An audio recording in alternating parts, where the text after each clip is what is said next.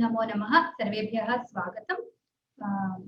सुमनो वाणी विलासस्य उन्नत श्रेणी कक्षायाः इतिहास पुराणार्थ पाठमालायाः पहले हम प्रार्थना करके प्रारंभ करेंगे। यो ब्रह्माणं विदधाति पूर्वं यो वै वेदाश्च प्रहिणोति तस्मै तमदेवमात्मबुद्धिप्रकाशम् मुमुक्षुर्वै शरणमहं प्रपद्ये। वक्रतुंड महाकाय सूर्यकोटिसमप्रभ निर्विघ्नं कुरु मे देव सर्वकार्येषु सर्वदा। सरस्वती नमस्तुभ्यं वरदे कामरूपिणी विद्यारम्भं करिष्यामि सिद्धिर्भवतु मे सदा। नारायणं नमस्कृत्य नरं चैव नरोत्तमं देवीं सरस्वतीं व्यासं ततो जयमुदीरयेत्। रामाय रामभद्राय रामचन्द्राय वेधसे रघुनाथाय नाथाय सीताय पतये नमः। श्रीराघवं दशरथात्मजमप्रमेयं सीतापतिं रघुकुलान्वयरत्नदीपम् आजानुबाहुमरविन्ददलायताक्षं रामं निशाचर विनाशकरं नमामि। श्रीराघवं नमामि, श्रीराघवं नमामि। रामोपाख्यानस्य एकवारं we will see the previous shlokas, उसका एक बार रिवीजन करके फिर आगे बढ़ते हैं, ठीक है। तो छोटा सा बहुत ही संक्षिप्त रिवीजन करेंगे। इस प्रकार तो ये जन्मेजय बता रहे हैं, जन्मेजय पूछ रहे हैं वैशंपायन जी से वन पर्व में कि इस प्रकार द्रौपदी के हरण किए जाने पर इतना बड़ा जो संकट को प्राप्त करके पांडवों ने क्या किया। फिर वैशंपायन बता रहे हैं कि वो उनको छुड़ा दिया, द्रौपदी को छुड़ा दिया और सभी मुनिगण मध्य मुनिगणों के बीच में युधिष्ठिर बैठे थे। बैठ के उन्होंने मार्कंडेय जी से एक प्रश्न किया जब वो बैठे हुए थे भगवान कि आप तो बहुत बड़े देवर्षि हैं, मेरे पास एक संदेह है, मैं पूछना चाहता हूँ, आप उसको अभी उसका विच्छिन्न कीजिए, संदेह निवारण कीजिए। फिर वो पूछते हैं, बोल रहे हैं, मतलब कमेंट टाइप का वो बता रहे हैं कि ये जो द्रौपदी है वो याज्ञसेनी है, वो यज्ञ वेदी से उनका उद्भव हुआ है और वो ये जो काल है, ये जो समय है वो बहुत ही बलवान है और जो होने वाला होता है वो दूसरी तरह से होता ही नहीं है। जो होने वाला होता है वो कितना भी कठिन हो वो होके ही रहता है। तो इस प्रकार की स्थिति में तो आगे भी और भी वो बोल रहे हैं। तो छठे श्लोक तक हुए हैं, हम अभी 7वें श्लोक में पहुंचते हैं। एक बार मैं पढ़ूंगी, उसके बाद आप लोग पूरा विवरण दूंगी, उसके बाद आप लोग एक बार पढ़ेंगे। इमां हि पत्नीमस्माकं धर्मज्ञां धर्मचारिणीं संस्पृशेदीदृशो भावः शुचिं स्तैन्यमिवानृतम्। एक और बार। इमां हि पत्नीमस्माकं धर्मज्ञां धर्मचारिणीं संस्पृशेदीदृशो भावः शुचिं स्तैन्यमिवानृतम्। इसका पद विभाग बहुत ही सरल है, इसलिए पूरी तरह नहीं पढ़ाती हूँ। संस्पृशेत ईदृशः, संस्पृतेद ईदृशो, बस पत्नीम अस्माकम, वहां पर केवल शब्दों का जोड़ी है। स्तैन्यम इव अनृतम, बस यहीं पर 3 जगह पर थोड़ी संधि है। अभी हम अन्वय पढ़ते हैं। इमां हि अस्माकं धर्मज्ञां धर्मचारिणीं पत्नीं ईदृशः भावः शुचिम् अनृतं स्तैन्यम् इव संस्पृशेत्। ईदृशः भावः संस्पृशेत्, कैसा संस्पृशेत्? शुचिम् अनृतं स्तैन्यम् इव। ठीक है, तो ये बता रहे हैं, एक शब्द का अभ्य अर्थ बताती हूँ। इनको, हमारी पत्नी जो है उनको, और ये पत्नी का विशेषण है, 2 शब्द बता रहे हैं। धर्मज्ञां धर्मचारिणीं, वो धर्म को जानने वाली है, धर्म का ज्ञान रखने वाली है और धर्म का आचरण करने वाली है, दोनों है। ठीक है, धर्मज्ञाम धर्मचारिणी पत्नी इमाम, ये जो हमारी पत्नी है उनको ईदृशः भावः, इस प्रकार का भाव, संस्पृशेत, वो कैसे छू सकता है। ठीक है, छू गया है। ठीक है, कैसे छू गया है, कैसा भाव है वो है शुचिम अनृतम सैन्यम इवा, जो शुचि व्यक्ति है, जो एकदम बहुत ही अच्छा व्यक्ति है। शुचि का क्या अर्थ करेंगे हिंदी में, जो निर्मल है, एकदम अच्छे से आचरण करता है, कभी झूठ नहीं बोलता है, इस प्रकार शरीर शौच, मानसिक शौच वगैरह वो उसका पालन करने वाला व्यक्ति है, उस पर अचानक से कोई चोरी का आरोप लगा दे, अरे ये तो सदाचार संपन्न व्यक्ति है, ये चोरी कैसे कर सकता है, लेकिन उस पर थोप दिया गया हो कोई चीज, उस प्रकार ये हमारी पत्नी है, वो इतनी धर्मज्ञ है, धर्म को जानती है और धर्म का आचरण भी करती है। यहाँ पर दोनों शब्द देखिए, धर्म को जानने वाली और आचरण करे, केवल जानने से काफी नहीं होता, उसको आचरण भी करना पड़ता है। ठीक है, इमाम अस्माकं धर्मज्ञाम धर्मचारिणीं पत्नीं द्रौपदीं, द्रौपदी को ईदृशः भावः संस्पृशेत। ठीक है, कैसे वो छू गया है देखिए, शुचिम अनृतम स्थैन्यम इवा, स्थैन्यम बोले तो चोरी।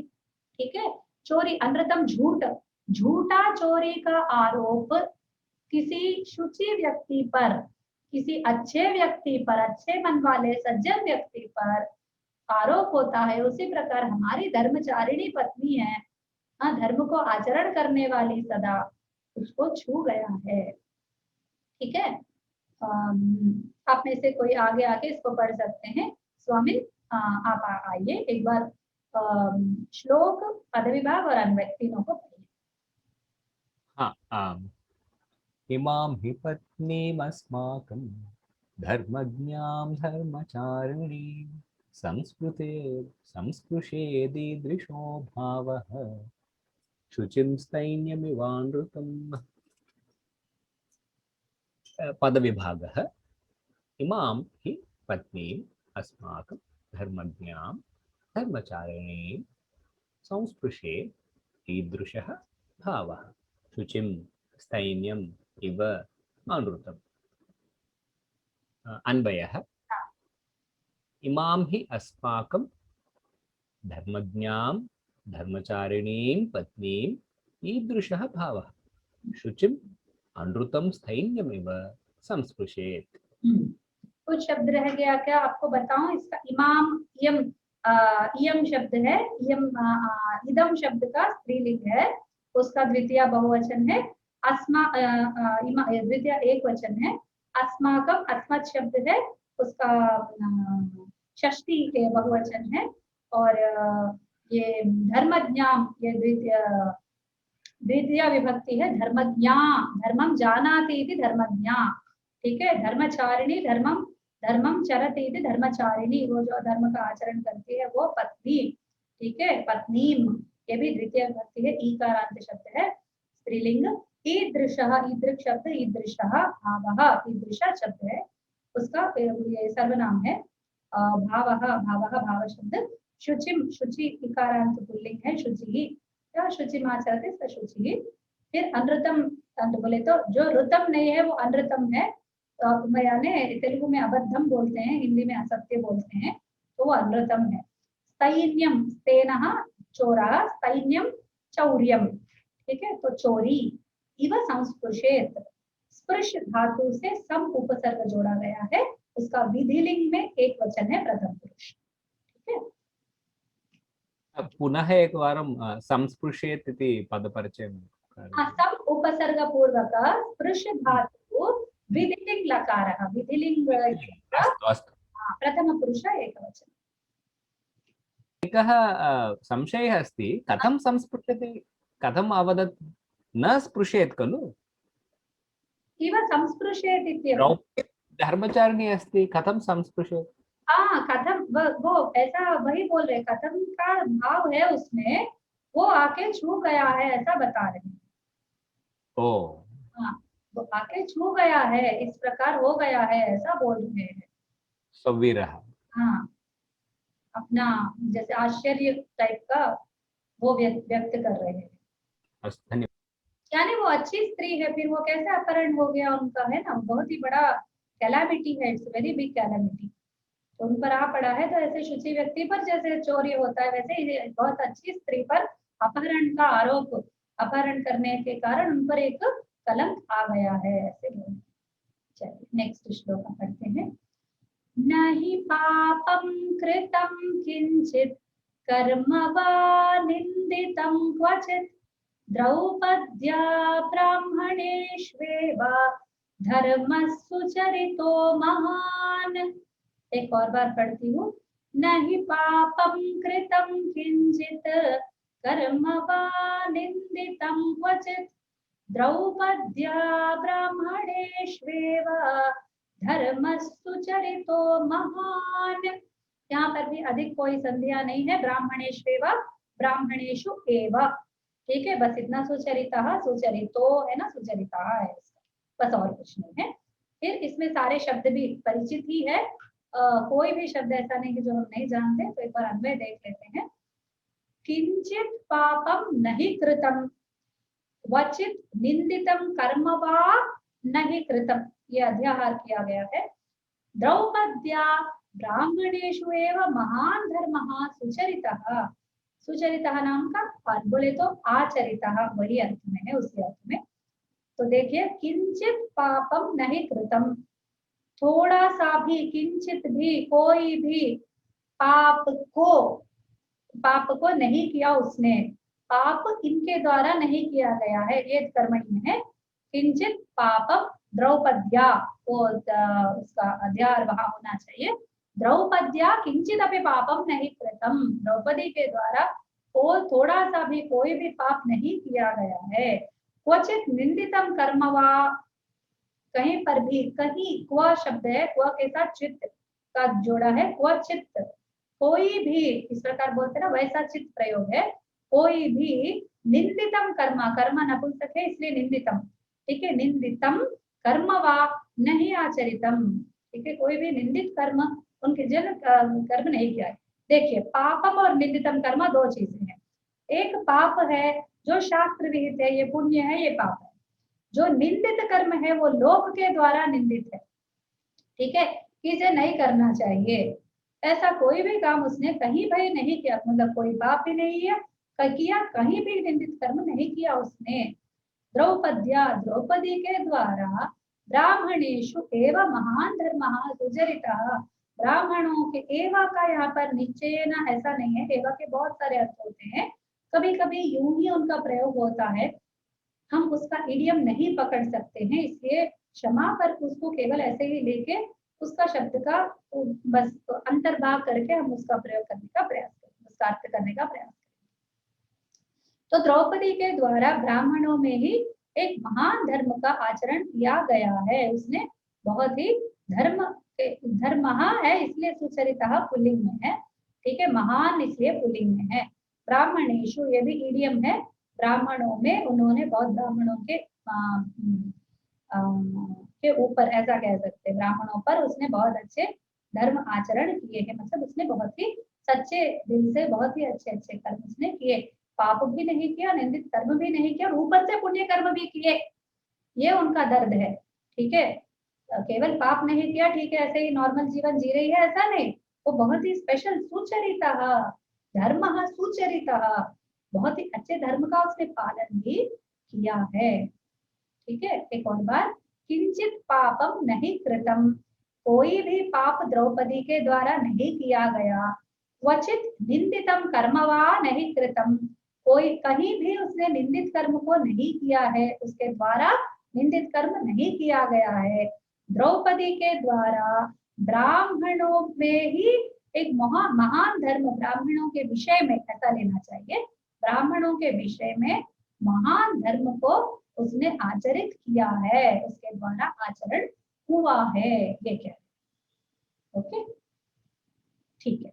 कामिनी भगिनी, आप पढ़ेंगी इसको, श्लोक, पद विभाग और अन्वय। आवाज नहीं आ रही है आपकी? अस्तु स्वामिन् भवानेव पठतु। न हि पापं कृतं किञ्चित् कर्म वा निन्दितं क्वचित् द्रौपद्या ब्राह्मणेष्वेव धर्मः सुचरितो महान्। न हि पापं कृतं किञ्चित् कर्म वा निन्दितं क्वचित् द्रौपद्या ब्राह्मणेषु एव धर्मः सुचरितः महान्। अन्वयः, श्लोकान्वयः। किञ्चित् पापं न हि कृतं क्वचित् निन्दितं कर्म वा न हि द्रौपद्या ब्राह्मणेषु एव महान् धर्मः सुचरितः। कुछ भी नहीं बचा ना, सब समझ गए ना आप? क्षम्यतां, हाँ, तत्र किञ्चित् क्वचित् हाँ। भेदः कः? किम किम इति शब्द के लिए चित्त जोड़ा गया है, किंचित, कोई भी। क्वा बोले तो स्थानवाचक है, वो स्थान को सूचित करता है। क्वा इति कहाँ पर, ठीक, तो कहीं पर भी, तो क्वा के साथ चित्त जोड़ा, कहीं। क्वा बोले तो कहाँ, चित्त जोड़ा कहीं भी, ऐसा वो स्थान विशेष है, ये वस्तु विशेष है, कोई भी और कहीं भी, ऐसा। कहीं भी, अस्तु अस्तु, इदानीं बुद्धं, कहीं भी। नेक्स्ट श्लोक 1.9 एक बार मैं पढ़ूंगी, सुनिए। ताम जहार बलाद् राजा मूढ़ बुद्धिर्जयद्रथः तस्याः संहरणात् प्राप्तः शिरसः केशवापनम्। एक और बार। ताम जहार बलाद् राजा मूढ़ बुद्धिर्जयद्रथः तस्याः संहरणात् प्राप्तः शिरसः केशवापनम्। ठीक है, ये इसका इसमें भी कोई भी संधि ही नहीं है। मूढ़ बुद्धि ही जयद्रथः, तावदेव, एक ही संधि है। ठीक है, बलाद राजा, वो बस बलात् है, राजा रा के पहले, इसलिए द में बदल गया है, बस इतना ही है। तो मूढ़ बुद्धि ही जयद्रथः, वहां रकार में बदल गया है विसर्ग, बस इतना सा। अभी आगे हम अन्वय देखते हैं। ताम मूढ़ बुद्धि राजा जयद्रथः बलाद जहारा तस्याः अपसंहरणात्, संहरणात् है उसका देखते हैं, शिरसः केशवापनम प्राप्तः। ठीक है, एक और बार। ताम मूढ़ बुद्धि राजा जयद्रथः बलात् जहारा तस्याः संहरणात् शिरसः केशवापनम प्राप्तः। ठीक है, इसमें कोई शब्द है जो आपको समझ में नहीं आए हैं? पूरे तो आ गए, बस एक शब्द शायद नहीं आया होगा। संहरणात् इति किमर्थं दत्तम् इति भवती दत्तम् अपा इति, किन्तु वदामि, वो बोलूंगी। ठीक है, केशवापनम जहारा, ये दोनों भी आपको समझ में आ गए? केश को हाथ में लिया इति केशवापनम्, आप्तः इति तथैव वा? नहीं, वो नहीं। तर्हि प्राप्तः आप्तः एकमेव, किन्तु केशवापनं, वापनमपि वही वही दो शब्द है जो आपको समझ में नहीं आएंगे, जहाँ आना एक है तो बताती हूँ। ताम, उनको, किनको, द्रौपदी को, अभी द्रौपदी की बात हो रही है प्रसंग में। मूढ़ बुद्धि राजा जयद्रथः, राजा का, राजा और मूढ़ बुद्धि जयद्रथ का विशेषण है। तो मूढ़ बुद्धि राजा जयद्रथ, जिसका बुद्धि मूढ़ हो, मूर्ख है, वो उसकी बुद्धि ठीक नहीं है, वैसा वाला राजा जयद्रथ, जो दुष्शला का पति है, दुस्सला या दुष्शला है उसका नाम। ठीक है, वो दुर्योधन की भगिनी है, उसको अंत में वो जो पैदा हुई, वो एक स्त्री अपत्यम है। वो पूरे 100 धार्तराष्ट्रों के साथ, ये एक और 101 है ये। तो ये बलात् जहारा, बलपूर्वक, बल से, यानी उसका वश नहीं था, ऐसे में इसने उसको बलात्कार किया। जहारा, हरण किया, अपहरण किया। ठीक है, उस द्रौपदी को मूढ़ बुद्धि राजा जयद्रथ ने बलपूर्वक अपहरण किया। उसकी इच्छा नहीं थी, उसने ये नहीं बोला चलो चलते हैं, पर ये आके उसको चलो चलो करके उसको बहुत ही बलपूर्वक खींच कर लेकर गया।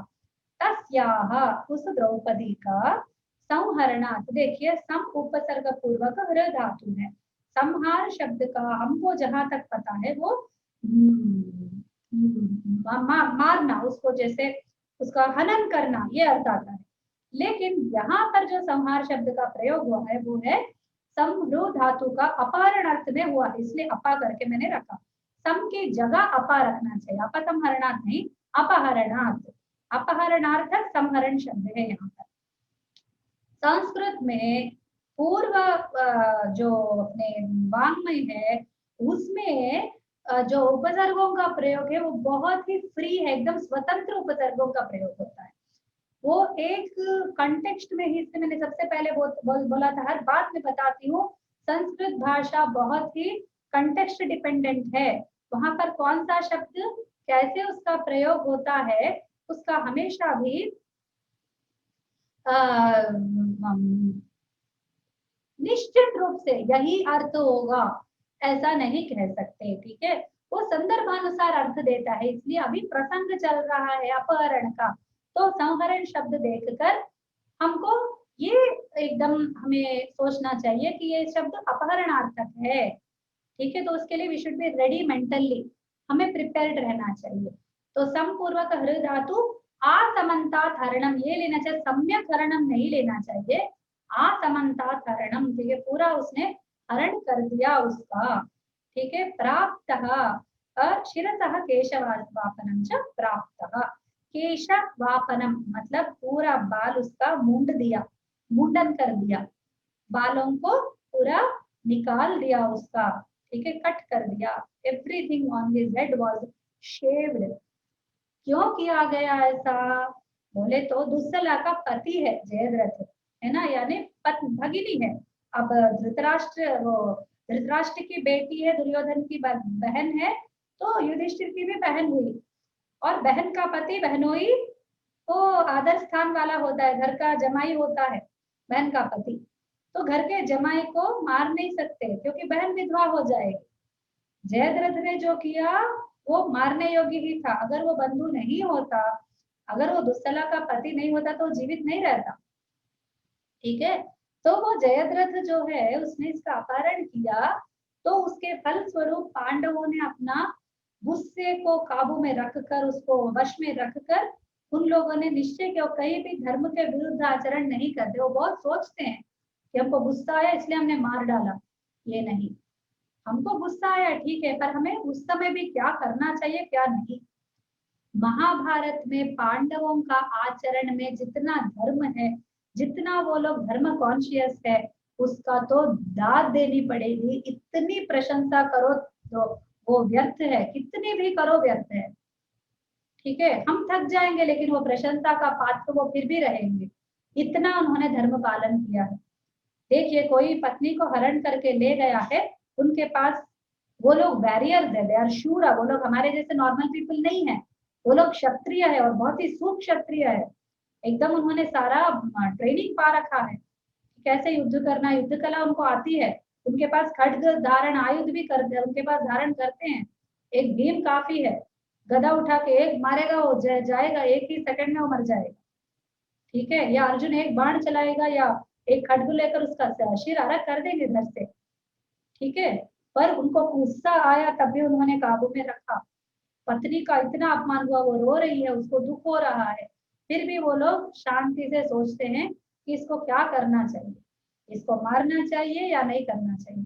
अब मरण सदृश होता है मुंडन, मार तो नहीं सकते बहनोई को, बहन विधवा हो जाएगी, इसलिए उसका हम लोग शिरस में से जो जितने बाल है उसको कट कर देंगे, शेव कर देंगे, ठीक है। इसलिए उसको हरण करने पर इस व्यक्ति ने, जयद्रथ ने, केशवापनम उसने सजा के रूप में, दंड के रूप में उसने पाया है, ठीक है। एक और बार बताऊंगी श्लोक। ताम मूढ़ बुद्धि राजा जयद्रथ, मूर्ख बुद्धि वाला, मूढ़ बुद्धि वाला जयद्रथ राजा, बलात् जहारा, बलपूर्वक उसने अपहरण किया। जहारा जो है ह्रु धातु का लिट लकार, ठीक है, ह्रु धातु का लिट लकार प्रथम पुरुष एकवचन, जहारा, ठीक है। फिर तस्याह अपहरणात् या संहरणात्, उसके द्रौपदी के अपहरण के कारण शिरसः केशवापनम प्राप्तः, सही वो ही जयद्रथ उसने दंड के रूप में केशवापन को यानी मुंडन को उसने सजा का अनुभव किया है। ठीक है, चलिए मैं ही एक बार पढ़ती हूँ।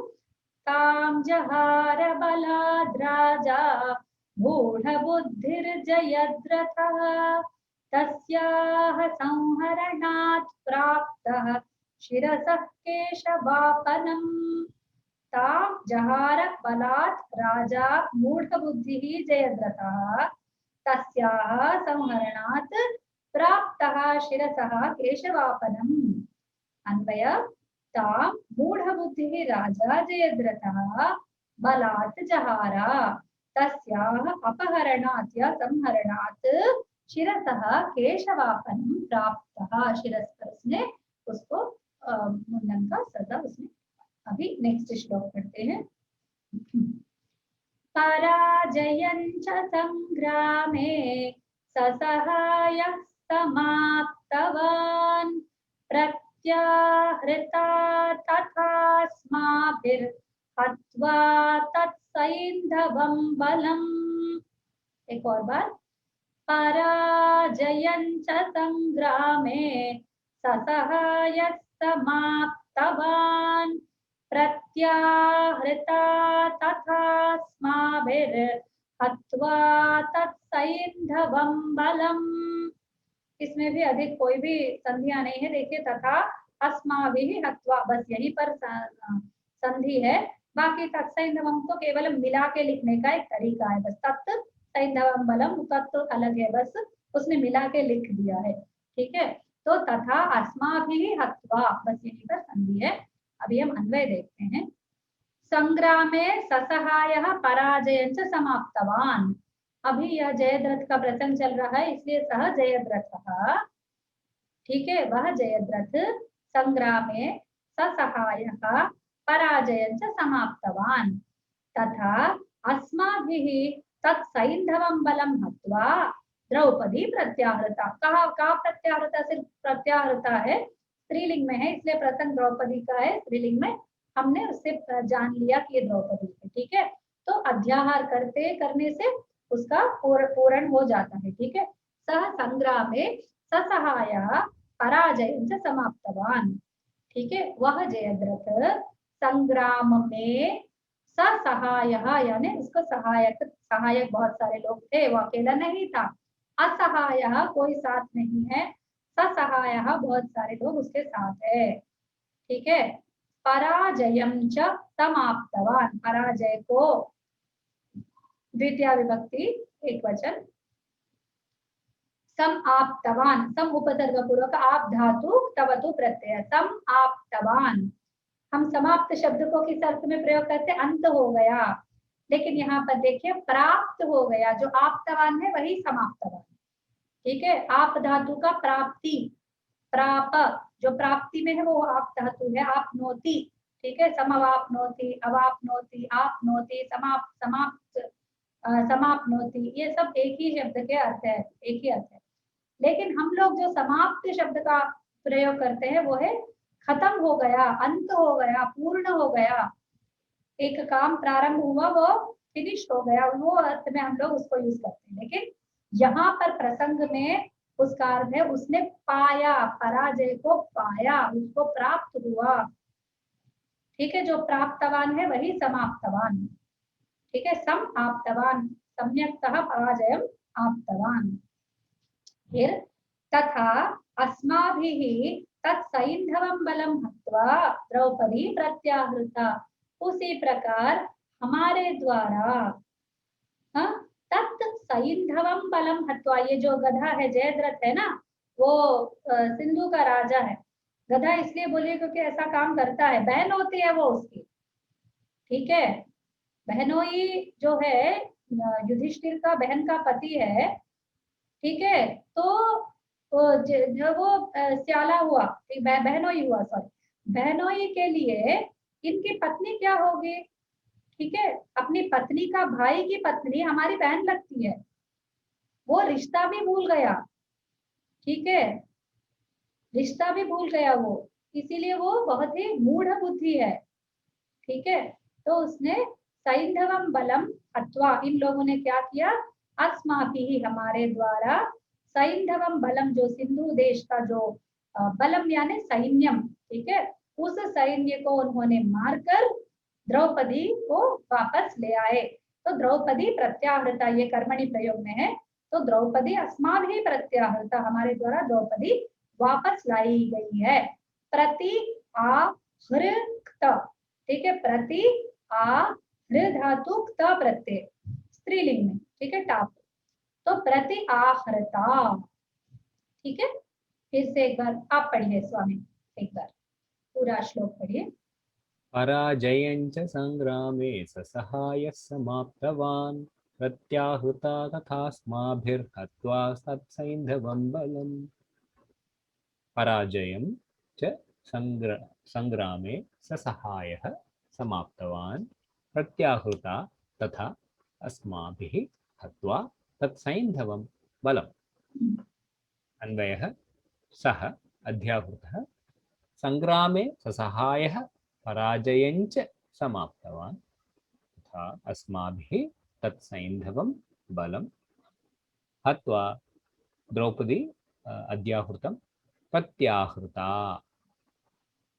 वेरी गुड, ठीक है, कोई शब्द तो नहीं रह गया जिसको आप नहीं समझे हैं? तत्र ससहायः इति पुल्लिङ्गः इति दृश्यते, पराजयम् इति सः इत्येव, ससहायः जयद्रथः, पराजयं समाप्तवान्, जयद्रथ के लिए ससहायः है, पराजयं प्राप्तवान अलग है, कर्म है, पराजय कर्म है, समाप्तवान है ना, उसके लिए पराजयं कर्म है, ससहायः समाप्तवान वो दोनों प्रथमा विभक्ति में है, तो वो सहायः तर्हि सौवीरं सूचयति वा? क्या ससहाय शब्द जयद्रथ को सूचित करता है? हाँ, सः एव सौवीरः खलु?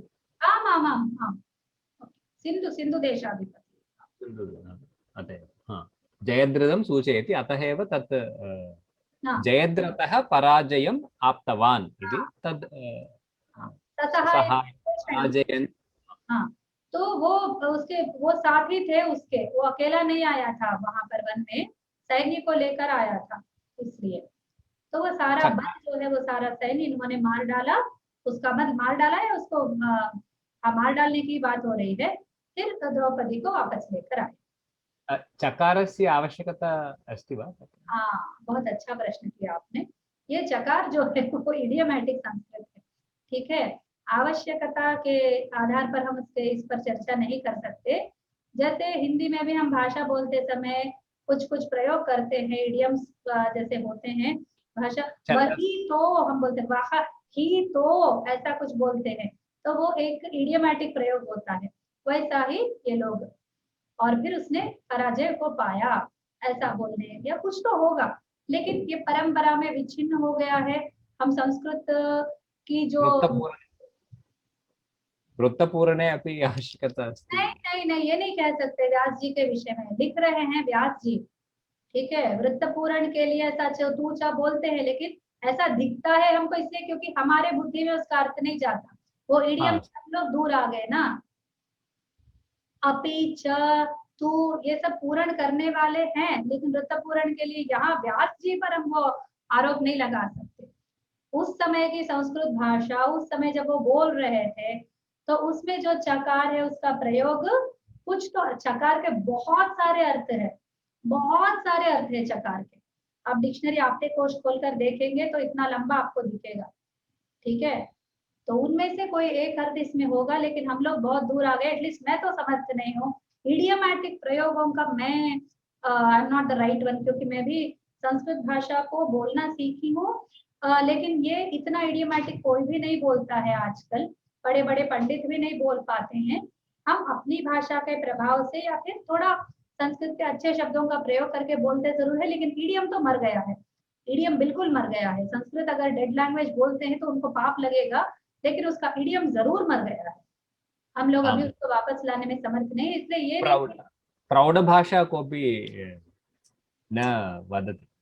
हाँ हाँ बिल्कुल बिल्कुल, अधिकम न वदति, इदानीमपि वदति, अभी भी बोलते हैं, संस्कृत भाषा जीवंत है, लेकिन वो क्या है, ईडियम थोड़ा सा उसमें से निकल गया है।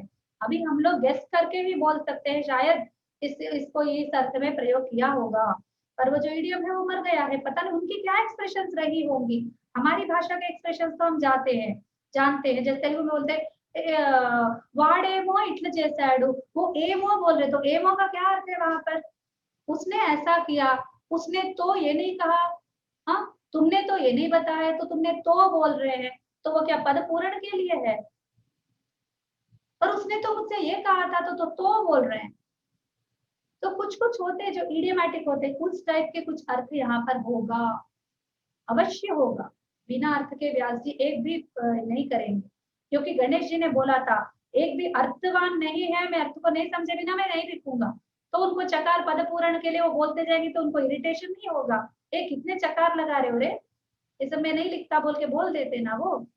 गणेश जी क्यों लिखते? चलो व्यास जी बोल रहे, वो ठीक है, ये तो मनुष्य है इसलिए वो बोलने लगे, लेकिन गणेश जी तो मनुष्य नहीं है ना, वो क्यों मानेंगे?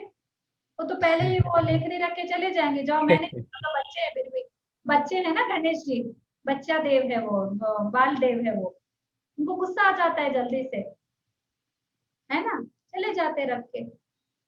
इसीलिए कभी इन्हें इडियमेटिक है, हमको अभी नहीं पता है, बस इतना कहना चाहिए। ठीक है, चलिए अगला श्लोक पढ़ते हैं। तद्दारहरणं प्राप्तमस्माभिरवितर्कितं ज्ञातिभिर्विप्रवासश्च मिथ्याव्यवसितैरयम्। एक और बार, तद्दारहरणं प्राप्तमस्माभिरवितर्कितं ज्ञातिभिर्विप्रवासश्च मिथ्याव्यवसितैरयम्। यहाँ पर थोड़ी सी संधि है, ठीक से देखिए पद विभाग को।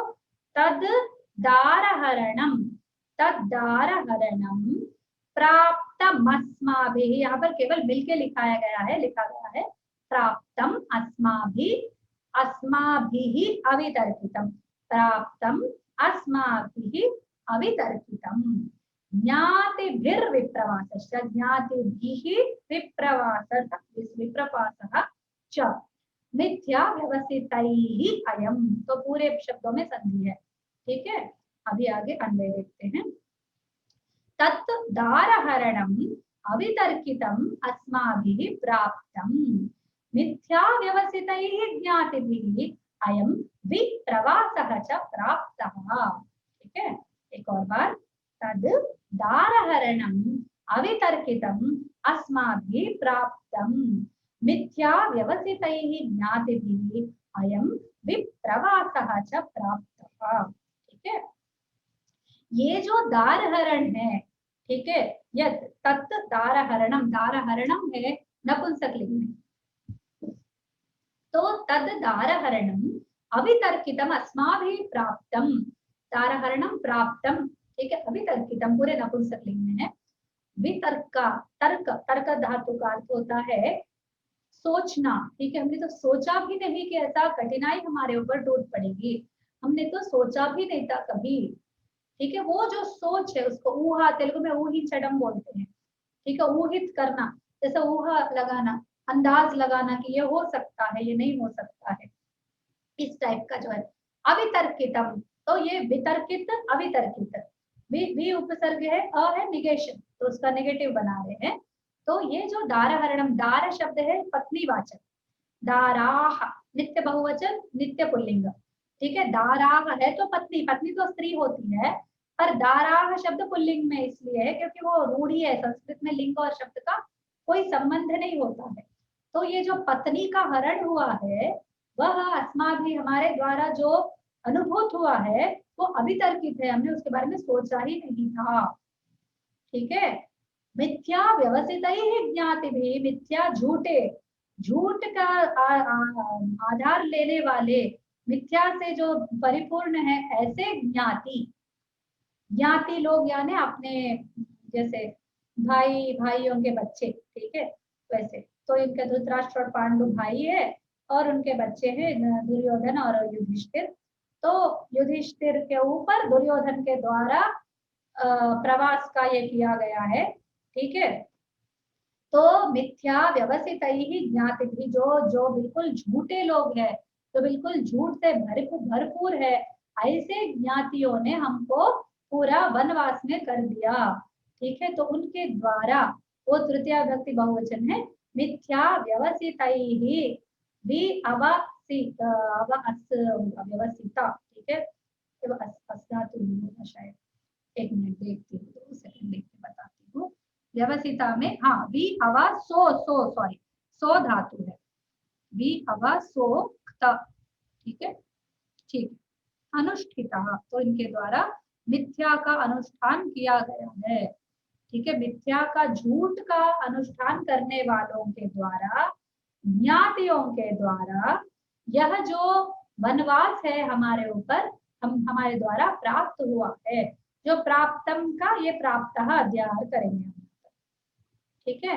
एक और बार, तत् दारहरणम, यह भार्या का अपहरण, दारा शब्द पुल्लिंग बहुवचन, हरणम हरण शब्द जो धातु है, अवितर्कितम हमारे द्वारा सोचा नहीं गया है, तर्क धातु है, वी उपसर्ग है, आ निगेशन है, क्ता प्रत्यय है, अवितर्कितम, क्योंकि दारा हरणम, हरणम शब्द नपुंसक है, अवितर्कितम नपुंसक है, अस्माभिः प्राप्तम, प्राप्तम भी नपुंसक है, ठीक है। अस्माभिः, अस्मत् शब्द है, तृतीया बहुवचन है, हमारे द्वारा, ठीक है। मिथ्या व्यवसित, मिथ्या का अनुष्ठान करने वालों के द्वारा, ऐसे ज्ञाति लोगों के द्वारा यानी बांधवों के द्वारा, अयम विप्रवास, ज्ञाति, ज्ञाति शब्द है, ज्ञाति ही नहीं, ज्ञाति की ज्ञाति है शायद, ज्ञाति शब्द को एक बार देख के बताती हूँ, 2 सेकंड रुकिए। हाँ, ज्ञाति शब्द पुल्लिंग है, इकारांत है, ठीक है। ज्ञाति भी, ठीक है, ज्ञातिन नहीं है, ज्ञाति इकारांत है। ज्ञाति भी, ज्ञातियों के द्वारा यह विप्रवास, यह जो वनवास है हमारे द्वारा प्राप्त हुआ है, ठीक है। आप इसको एक बार पढ़िए और बताइए, कुछ शब्द रह गया तो। तद्दारहरणं प्राप्तम् अस्माभिरवितर्कितं ज्ञातिभिर्विप्रवासश्च मिथ्या व्यवसितैरयम्। तद्दारहरणं प्राप्तम् अस्माभिः अवितर्कितं ज्ञातिभिः विप्रवासः च मिथ्या व्यवसितैः यम्। अन्वयः, तद्दारहरणम् अवितर्कितम् अस्माभिः प्राप्तम् मिथ्या व्यवसितैः ज्ञातिभिः अयं विप्रवासः च प्राप्तः। विप्रवास शब्द को सुनकर हमको विप्र पर जाएगा, है ना। विप्र यानी ब्राह्मण, ब्राह्मण प्रवासः, मम दृष्टिः प्रवासः इति गतम्, किंतु तत्रापि पतति, वो भी आता है दिमाग में, विप्रवासः है क्या बोल के, ठीक है। वो शब्द पन है, किन्तु व्यवसितैः यत् पदं यदस्ति तत् कथं निर्मितं? हाँ, वी अवा सो धातु, हाँ सो धातु है इसमें, वी अवा सो त व्यवसिता, सो धातु वा? हाँ सो, न जाने अहम। उसका रूप कैसे बनता है, एक सेकंड रुकिए, मैं बता सकती हूँ आपको। वो किसमें है सो धातु का प्रथम रूप, हाँ आपटे लिखेंगे तो पता चलेगा, आपटे डिक्शनरी में रहता है। सो स्यति, स्यति रूप होता है इसका, स्यति पता होता है, भूल जाती हूँ, स्यति ससौ, ठीक है। स्यति वो चतुर्थ गण का है, चतुर्थ गण का परस्मैपदी धातु। हाँ, किंतु धातु किम स्यति वा? नहीं नहीं, उसका प्रथमा रूप, प्रथम पुरुष रूप है स्यति, सो धातु। ओ सो, अस्तु अस्तु, आम् आम्, अहमपि पश्यामि, अस्तु। शो अंतकर्मणि, सो धातु। अस्तु, नेक्स्ट लास्ट श्लोक है ये इस अध्याय का, इसको खत्म कर देते हैं। अस्ति नूनं मया कश्चिदल्पभाग्यतरो नरः भवता दृष्टपूर्वो वा श्रुतपूर्वोऽपि वा भवेत्। एक और बार, अस्ति नूनं मया कश्चिदल्पभाग्यतरो नरः भवता दृष्टपूर्वो वा श्रुतपूर्वोऽपि वा भवेत्। अस्ति नूनम, ये सब है कश्चित अल्पभाग्यतरो में भी कोई संधि नहीं है, कश्चित अल्पभाग्य, ये केवल शब्द को मिलाकर लिखा गया है। श्रुत पूर्वोपि यहाँ पर है एक दृष्ट पूर्वो आहा है, बस इतना विसर्ग बाहर निकलेगा, पूर्वः अपि, ठीक है, इतना ही है। अस्ति नूनं मया कश्चित् अल्पभाग्यतरः नरः भवता दृष्टपूर्वः वा श्रुतपूर्वः अपि वा भवेत्। ठीक है, इसका अन्वय देख लेते हैं। नूनं कश्चित् मया अल्पभाग्यतरः नरः अस्ति अपि वा भवता दृष्टपूर्वः श्रुतपूर्वः वा भवेत्, वो पूछ रहे हैं। ठीक है, ये सब बताकर इतना पूरा बोलकर देखिए, मैं बहुत ही इतना कष्ट मैंने सोचा ही नहीं था इतना आएगा। ये जो द्रौपदी इतनी प्यारी सी है, इतना उन्होंने धर्माचरण किया है, उसको ऐसे क्लेश टूट पड़ा है, ये सब कष्टों को मैं झेल रहा हूँ। तो क्या आपने, होता है ना हमको जब दुख झेलते, क्या किसी को ऐसा, मेरे को भी ऐसा ही लगता था जब कोई कठिनाई, तो मेरे जितना कष्ट सहने वाला कोई है क्या। जैसे सुख में हम लोग सोचते, जैसे जो बहुत ही धनवान है, पूरी दुनिया में इससे बड़ा धनवान नहीं है ऐसा व्यक्ति, मेरे जितना कोई धनवान तो नहीं है, वो देखता रहता है, कंपेयर करता रहता है। इसी प्रकार जब मनुष्य पर कष्ट टूट पड़ता है तो भी वो ढूंढता है कि मेरे जितना कोई कष्ट सहा है क्या।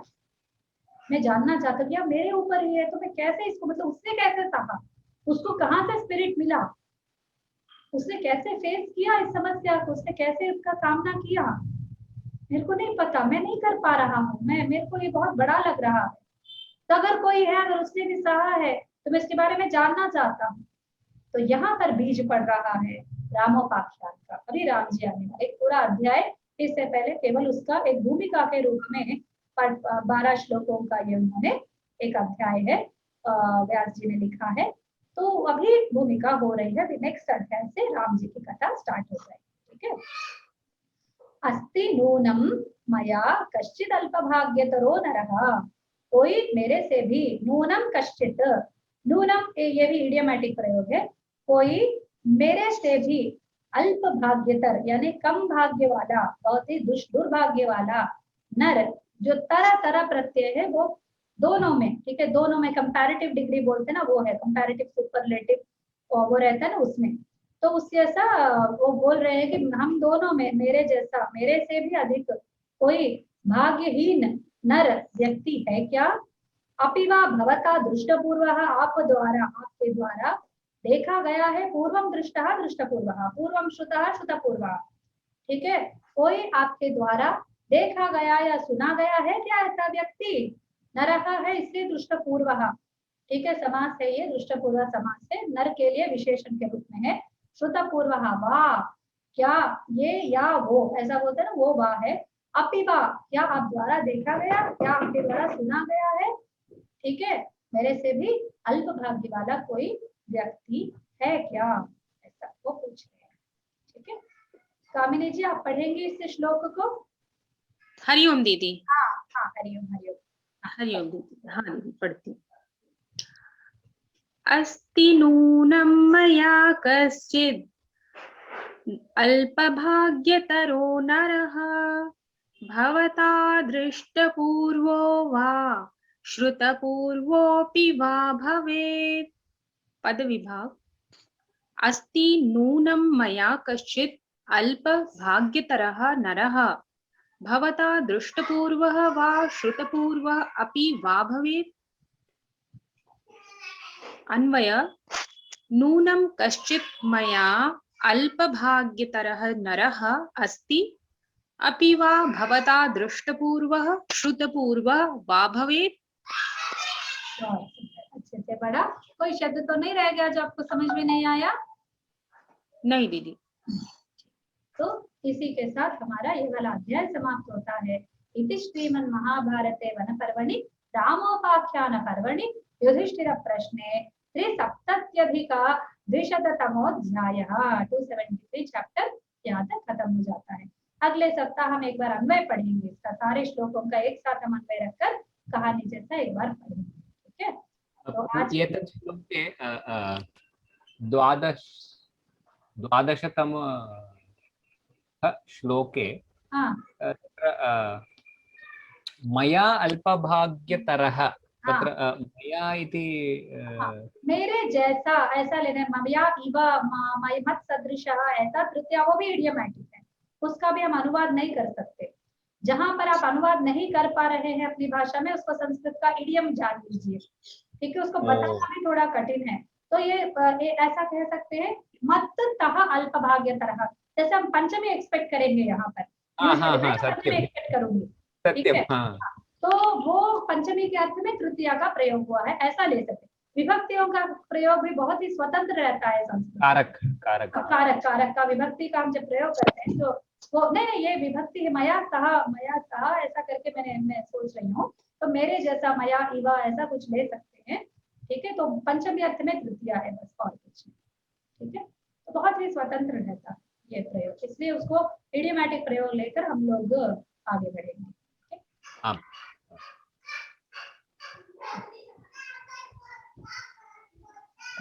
फिर कोई एक बार हम ये करके रिवीजन करके छोड़ देंगे। 7th से हमने स्टार्ट किया था। पहले वो पूछते हैं कि ये जो हमारी पत्नी है, धर्म को जानने वाली भी है, धर्म का आचरण करने वाली भी है, उस पर ये वाला जो अपहरण का ये जो निंदा लगी है और उसको इसके साथ एक दुर्घटना घटी है, वो एक ऐसा हो गया कि एक बहुत ही सदाचारवान व्यक्ति पर चोरी का आरोप रखा गया और वो भी मिथ्या आरोप किया गया हो, ठीक है। और इसने कोई पाप भी नहीं किया, कोई निंदित कर्म भी नहीं किया इसने कहीं पर भी। हाँ, और इसने ब्राह्मणों के ऊपर केवल निंदित कर्म नहीं करना ही नहीं, उसने सदाचार भी किया, सच्चे बहुत अच्छे आचार भी उसने किए, सुचरिता धर्म, महान धर्म का उसने आचरण किया है, ठीक है। फिर वो बोलते हैं कि ऐसे द्रौपदी को बलपूर्वक जयद्रथ उठा के लेकर गया, तो इसलिए उसको उसके पाप का पर उसके दंड के रूप में उसका मुंडन किया गया है, क्योंकि हम उसको मार नहीं सकते थे, इसलिए उसका मुंडन कर दिया हमने। हाँ, फिर वो पूरा अपना बल को लेकर आया, उसका पास सैन्य भी था, वो पूरा सैन्य पूर्वक उसको हमने पराजित कर दिया, उसके सारे सैन्य को हमने मार डाला, ठीक है। वो सिंधु राज था, उसका सारा उसके सैनिक को मार डाला और हमारी पत्नी की हमने रक्षा की, उसको वापस लेकर आए हैं, ठीक है। ये जो पत्नी का अपहरण है हमारे द्वारा बिल्कुल हमारे सोच से परे है, हमने कभी इसके बारे में सोचा नहीं था कि ऐसा होगा। एक तो वनवास है, ठीक है, जो हमारे ऊपर एक मिथ्या अनुष्ठान करने वाले ज्ञातियों के द्वारा हमारे ऊपर थोपा गया है, वो भी बलपूर्वक थोपा गया है, एक ये हमारे द्वारा प्राप्त हुआ। एक तो वनवास कितना देखेंगे युधिष्ठिर, सोचिए, एक बार सोच कर देखिए, बेचारे वन में है, उनके साथ ब्राह्मण है, तो पूरे अनुष्ठान पूरे उनको करने होते हैं, उसके लिए कोई भी घर, कोई भी ऐसे फैसिलिटी सुविधाएं उनके पास नहीं है, खाने की व्यवस्था करो, जीवन संचालन करो, ठीक है, वो विप्रों का उनकी सेवा करो, उनका देखभाल करो ब्राह्मणों की। हाँ, उसका खाना 2 टाइम का खाना जुटाने में उनको इतनी परेशानी हुई होती, यदि वो अक्षय पात्र नहीं होता तो, है ना। सूर्य भगवान ने उनको अक्षय पात्र दे दिया, कितने अच्छे हैं सूर्य भगवान पर, मुझे बहुत ही उनका बहुत अच्छा लगा कि उन्होंने उनकी सहायता की है, वरना पांडव कैसे जीते, है ना। कंदमूल कहाँ तक वो लोग वन में खाते और खत्म हो जाते, इतने सारे लोग खाना शुरू करेंगे तो कितना वो वन में भी पेड़ पौधे ये सब रहते वो भी खत्म होते जाते, इसलिए मुनि लोग एक जगह से दूसरी जगह जाते रहते हैं, वन में भी एक जगह स्थिर नहीं रह सकते अधिक काल तक, ठीक है। तो ऐसी स्थिति में वो आता है, सैनिक को लेकर आता है, पत्नी को हरण करके ले जाता है, जो उसकी बहन लगती है, तो इन पर कितना कहर टूटा होगा, इनको कितना बुरा लगा होगा मन में, इनको कितना छेद हुआ होगा, इनको कितना दुख हुआ होगा, कितनी पीड़ा सह रहे हैं लोग, एक बार बस सोच कर देखिए। उसके बाद वो पूछते हैं कि ऐसा कोई मेरे से भी दुर्भाग्यशाली कोई नर हो सकता है क्या, या सिर्फ मैं हूँ, कि आपने ऐसे बारे में, ऐसे व्यक्ति के बारे में कभी सुना है या आपने देखा है, तो प्लीज बताइए, ऐसा करके वो पूछ रहे हैं, ठीक है। तो इसी के साथ ये अध्याय समाप्त हो जाता है और हमारा पाठ भी समाप्त हो जाता है। कोई संदेह है तो पूछ सकते हैं, वरना हम कक्षा को बंद कक्षा का अंत करेंगे।